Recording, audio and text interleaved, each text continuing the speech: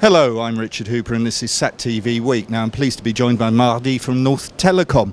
Mardi, thank you for joining us. It's the first time we've spoken to you on SatTV. Tell me a little bit about NorthTelecom. Thank you very much for having me here, first of all. NorthTelecom, actually, we are a satellite service provider. And we are somewhere in the verticals between suppliers and consumer market and customer market. We are delivering any type of the connectivity over satellite, like into the different verticals, like oil and gas, like maritime business, like end-to-end connectivity for fixed and basically land business. In a very short brief, we are providing satellite connectivity around the globe. This is what NorthTelecom is doing, actually. Now, you're saying you're a service provider. Right. What problems are there in the supply chain at the moment? Actually, right now, we are witnessing a lot of new technology coming to the space industry in general, and commercial satellite industry in particular, which we are working because we are very much concentrated on the commercial satellites. One of the main challenge probably next future is we have got a lot of new entrant, a lot of company who are interesting on the satellite connectivity to serve to emerging markets, and we are witnessing a lot of new entrant bringing the capacity into the market. And this is, initially it was good because you are witnessing a lot of new technology, a lot of investments on supplier side. But the main problem and the main challenge probably now and in next future would be how we want to utilize this capacity, or how we want to change these potentials, how we want to actually to turn these potentials capacity, the raw materials, into the reality, into the basically products, because the satellite capacity itself is just look like a raw materials.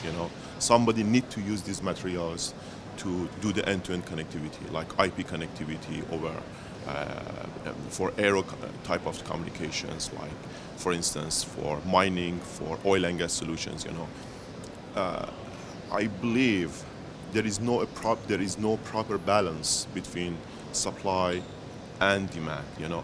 Somehow we didn't all, I'm talking about the industry, invest that much on the demand creations, on, let's say, having some initiatives probably to bring the new applications, to introduce the new applications for satellite communications. And we are very much relying on legacy models, like oil and gas sectors, and anything happen in 1-2 verticals, then we will collapse automatically, But potential is there from my standpoint. From my standpoint of view, from now on, we really need to invest on supply chain, on the other part of the supply chain, which is demand creation, which is helping the people on the ground, which is educating the proper technicians, to understand the satellite connectivity, to help us actually to implement the satellite connectivity on the ground. This is what we are really facing as a challenge right now in the market.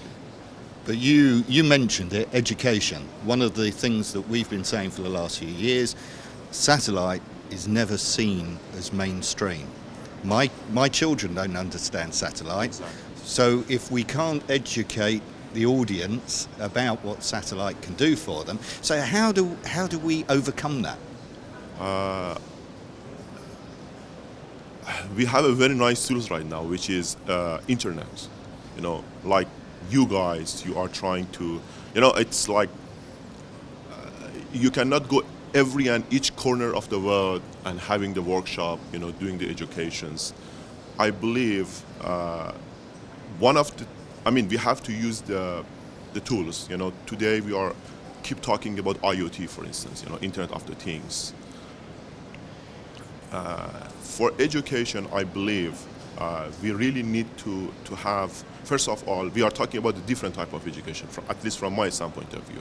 The academic education, which need to be coordinated and need to be arranged with perhaps university, because satellite is a tricky market. You know, you have to have a knowledge about RF, and you have to have a knowledge about the networking as well.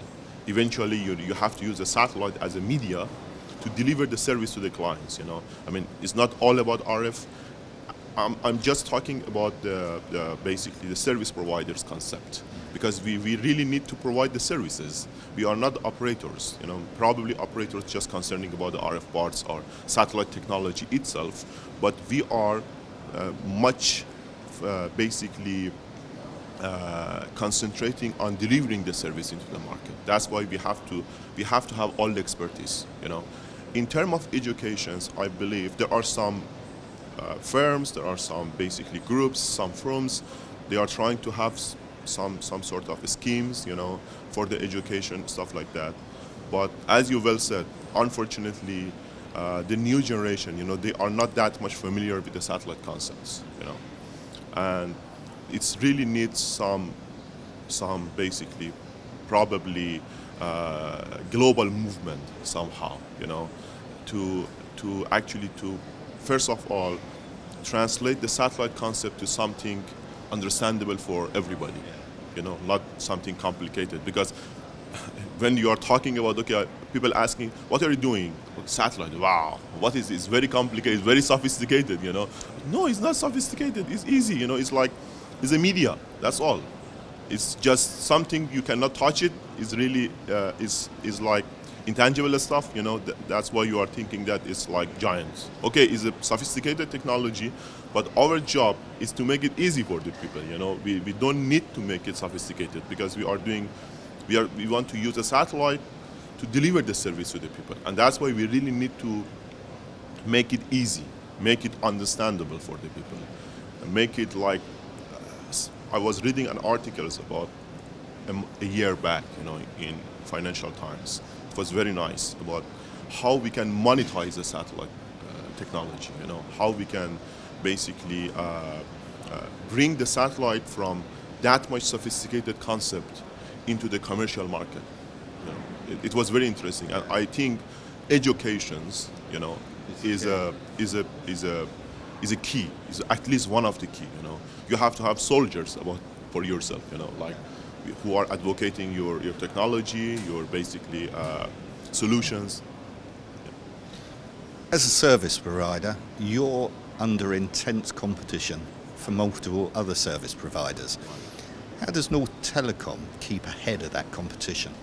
To be very honest with you, we are, okay, competition is everywhere, you know. I mean, I don't want to say we are not believing competitions, but we really truly believe in collaborations, especially in the niche market, because we consider satellite, commercial satellite segments is a very niche market, you know. We always trying to find the gaps in the market. Where are the gaps? Where are not actually that much filled by the other providers, but others, basically players, you know. We really not kind of the company that much thinking about the post-productions, like bringing the service into the market and then trying to sell our service or sell our idea, you know, into the market. We're really concentrating on what are the customer demands. It's very important, you know. We used to talk with a lot of peoples, a lot of verticals, you know, like oil and gas sectors, which traditionally they are using satellite connectivity, or many others verticals which really they are not using satellite right now, but they are willing to use satellite, you know. But somehow, you know, back to our previous subject, they think about satellite as a very sophisticated technology, and that's why they don't want to get into the satellite connectivity. What we are trying to do, we are trying to understand their needs. We are trying actually to transform their requirement somehow to the satellite, into the satellite technology, and make the satellite technology understandable for them. And because there are two concerns. when we are talking about satellite technology. First, the technology itself. People always thinking that it's very sophisticated. It is very sophisticated, but they don't need to deal with this kind of basically complicated stuff, first of all. And the second one is cost. Because they used to hear, our satellite is expensive, you have to put a lot of money for satellite connectivity and stuff like that. But compared to others, compared to fiber optic connectivity, compared to terrestrial networks, compared to the wireless communications, compared to the microwave communications. But what we are trying to do, we are trying to understand, okay, what is their demand, and how we can transform and translate that one into the satellite connectivity, because you don't need just to copy and paste. The way you are implementing a networks in terrestrial networks is much different than the way you're gonna implement the same networks over satellite. You should not copy and paste. If you copy and paste the same concept, which a lot of people they are doing in the markets, because they're just receiving the RFP or whatever from the clients and just trying to address that one, then you will end up to the huge cost, because this is cheap. The guy is saying that, okay, I want 10 megabit, I will ask for 20 megabit, for instance, right? But in satellite, you cannot do that. You really need to think about the capex as well as the operation cost of the clients. And you really need to concentrate on the end, understanding that what is the demand of the client and trying to deliver the demand. Yeah. Okay, maybe you come up with the nice and innovative options, customer is happy, you shrink the cost, that's all. He's happy. Yeah. And finally, we're sitting in Singapore. What are you trying to achieve from the Asia Pacific region? Actually, we are coming to Communic Asia since 2009, mainly as a visitors. We have some sort of communication with Asian suppliers, with some Asian basically company like service providers or system integrators, And as I said, we are observing and we are witnessing the same gap into the markets. There are a lot of people active on field trying to use the satellite technology. There are a lot of suppliers, they're really trying to support, but we are basically observing some gap between suppliers and system integrators or customers or consumers, how to use the satellite technology, how to implement the satellite technology, and how to match and fit the customer demand and customer requirement and use the satellite technology for them.